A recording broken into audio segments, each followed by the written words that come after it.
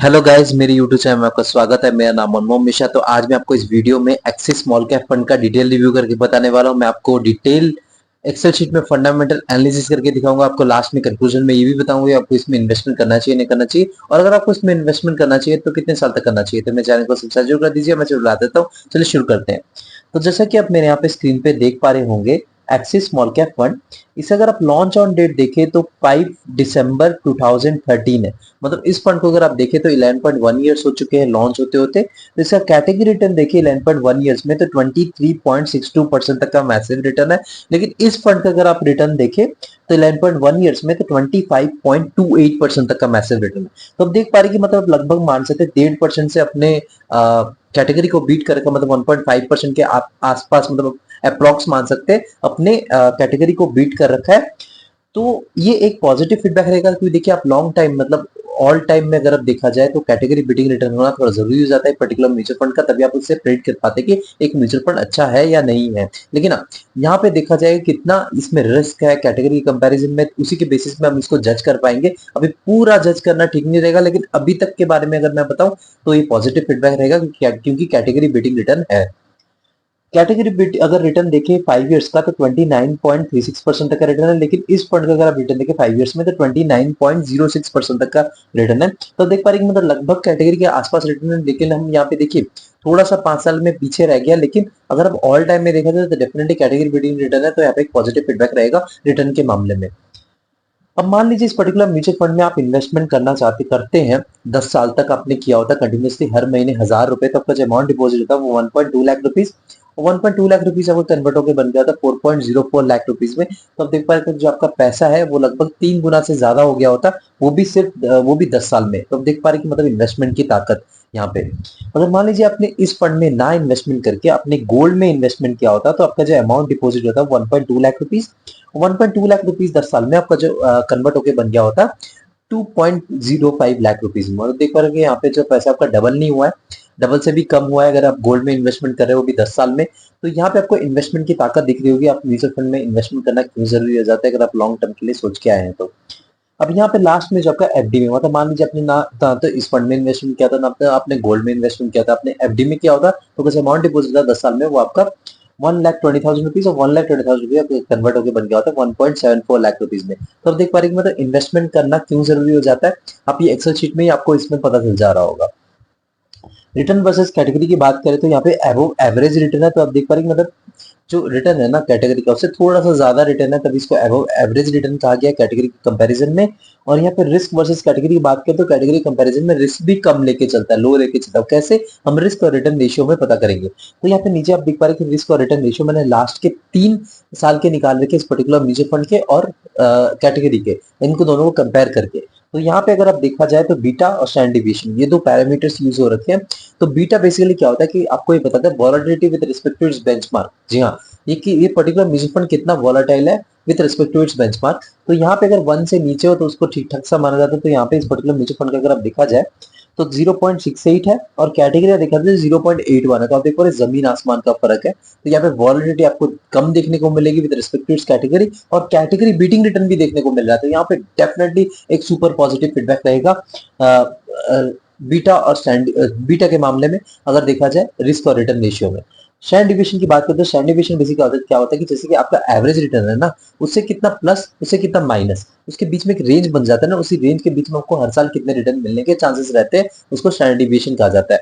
तो यहाँ पे अगर ये कम हो उसको अच्छा खासा माना जाता है। तो यहाँ पे देखा जाए तो स्टैंडर्ड डिविएशन इस फंड का 13.36 है, और कैटेगरी का देखा जाए तो 15.53 है। मतलब यहाँ पे देखा जाए कैटेगरी से भी बड़े मार्जिन से पीछे है, मतलब स्टैंडर्ड डिविएशन के मामले में। तो यहाँ पे कम हो उससे अच्छा खासा माना जाता है। तो डेफिनेटली यहाँ पे मैं बोलूंगा सुपर पॉजिटिव फीडबैक दूंगा।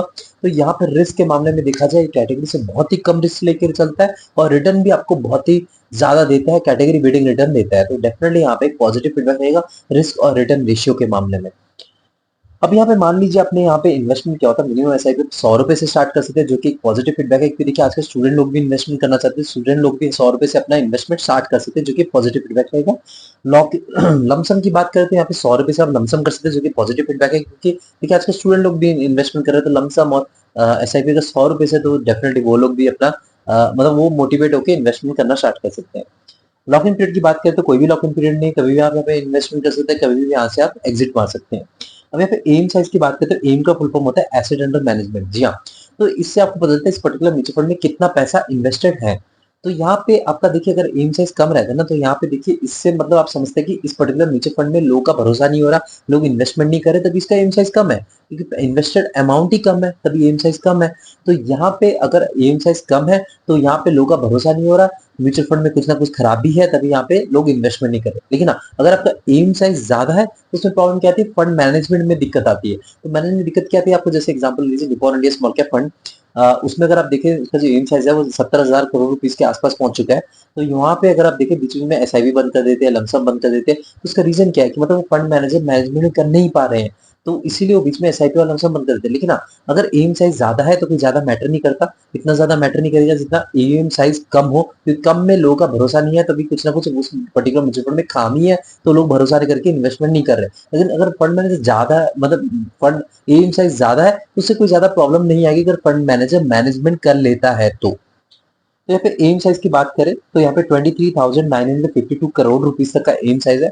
तो मैंने आपको एक क्राइटेरिया बना रखा है, जो अगर आपका फंड ना 10 साल से ज्यादा पुराना है और 15 साल के बीच में, तो अगर आपका एम साइज 10,000 करोड़ रुपीस से लेकर 30,000 करोड़ रुपीस के बीच में, उसे एक परफेक्ट एम साइज माना जाता है।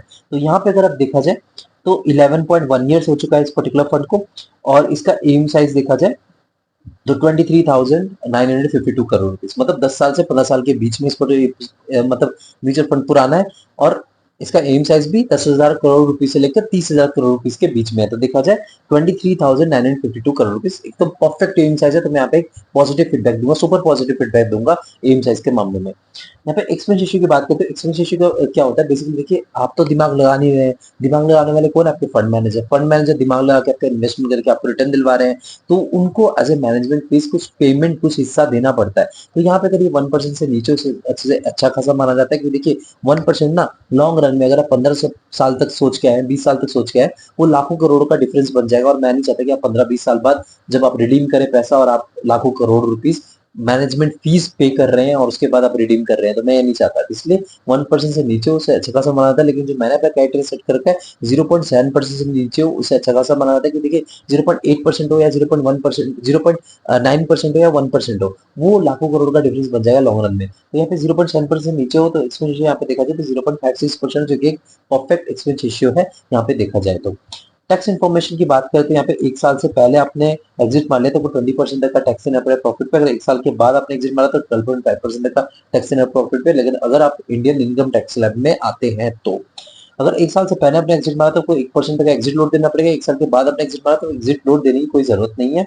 अब सबसे यहाँ पे मेन बात पाते हैं वो मार्केट कैपिटल। तो मार्केट कैपिटल की बात करते हैं यहाँ पे मिड कैप में इनका 15.36% तक एलोकेशन है, स्मॉल कैप में इनका 68.03% तक एलोकेशन है, लार्ज कैप में इनका 4.33% तक एलोकेशन है, इसका लास्ट में इनका डेप्ट में 12.3% तक एलोकेशन है।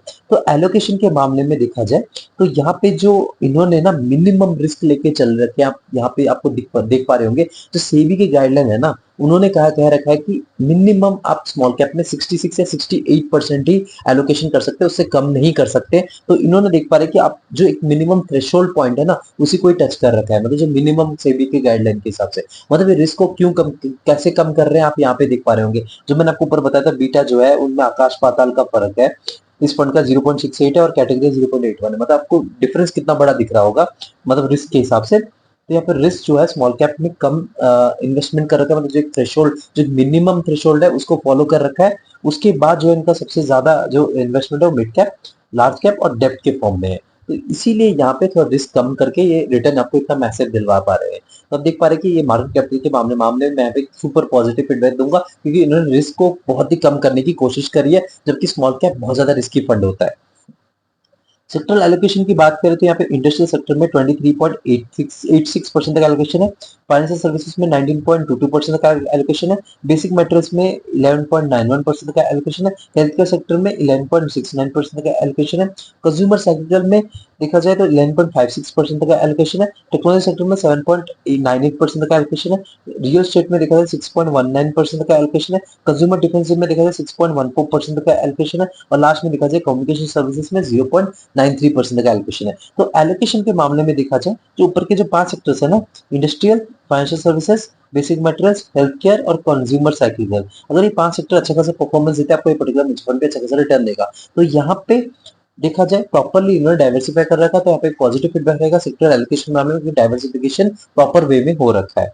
अब हमें फंड मैनेजर की बात करते हैं, यहाँ पे 3 फंड मैनेजर है। एक है तेजस सेठ, इनका एक्सपीरियंस है 0.62 इयर्स। सेकंड जो आपका मयंक हयांकी, इनका एक्सपीरियंस है 1.39 इयर्स इस पर्टिकुलर म्यूचुअल फंड में।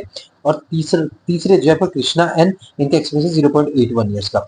तो देखिए मैं आपको एक चीज बता दूं, जो तेजस सेठ है ना, उन्होंने पहले Nippon India small cap fund में काम करते थे।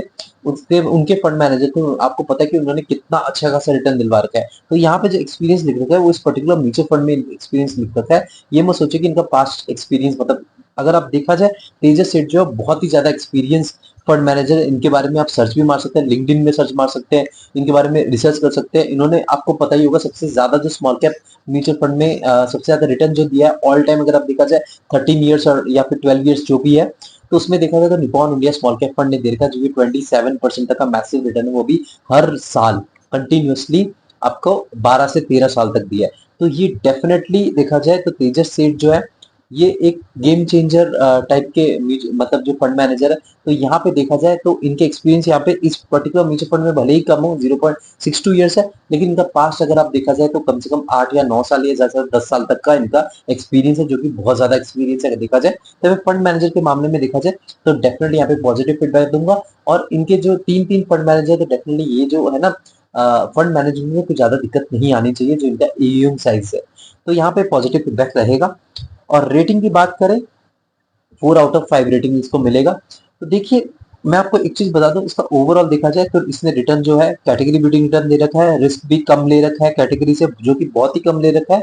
उसके बाद जो मिनिमम थ्रेशोल्ड को फॉलो कर रखा है जो मार्केट कैपिटल में, और सेक्टर एलोकेशन में प्रॉपर्ली डाइवर्सिफाई कर रखा है, फंड मैनेजर भी अच्छे खासे हैं। तो यहाँ पे देखा जाए तो मुझे कोई एक नेगेटिव चीज नहीं दिखी है। यहाँ पे एक नेगेटिव चीज ये रहेगी, ये स्मॉल कैप कैटेगरी का फंड है, तो यहाँ पे रिस्क डेफिनेटली बहुत ज्यादा बना रहेगा। तो यहाँ पर रिस्क को, तो अगर आपका रिस्क एपेटाइट बहुत ज्यादा हाई है और आप 7 से 10 साल तक का आपके पास टाइम फ्रेम है, तभी ऐसे म्यूचुअल फंड की तरफ आइए, वरना बिल्कुल भी मत आइए। क्योंकि यहाँ पे देखिए भले ही इन्होंने अपने बहुत ही कोशिश करी है कि मतलब इसका जो रिस्क है उसको एडजस्ट कर सके, थोड़ा कम कर सके, लेकिन फिर भी स्मॉल कैप कैटेगरी के म्यूचुअल फंड में आप इन्वेस्टमेंट कर रहे हैं, जो कि आपका मेजर पोर्टफोलियो स्मॉल कैप जो कि छोटी कंपनीज में इन्वेस्टमेंट हो रहा है, तो डेफिनेट यहाँ पे रिस्क आपका बना रहेगा। तो हाँ, अगर आप कोई दूसरे लार्ज कैप या मिड कैप में कर रहे हैं और डाइवर्सिफाई करके यहाँ पे स्मॉल कैप का कोई एक बेस्ट म्यूचुअल फंड ढूंढ रहे हैं जिसमें आप अपना 10% या 20% तक का पोर्टफोलियो एलोकेट कर सके, तो मैं आपको axis small cap fund definitely suggest करूंगा। एक बढ़िया सा फंड है अगर आप लॉन्ग टाइम के लिए सोच रहे हैं। लेकिन हाँ, रिस्क एपेटाइट अगर आपके पास हाई है तभी ऐसे म्यूचुअल फंड में आइए।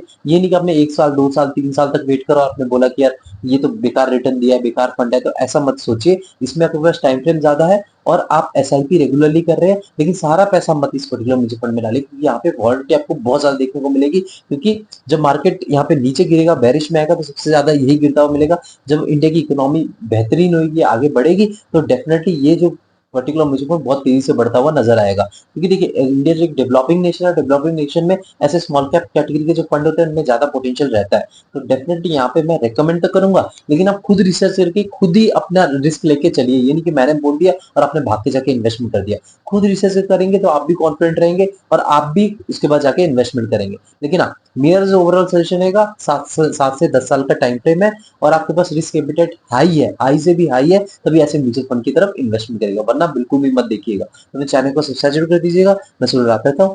Thank you.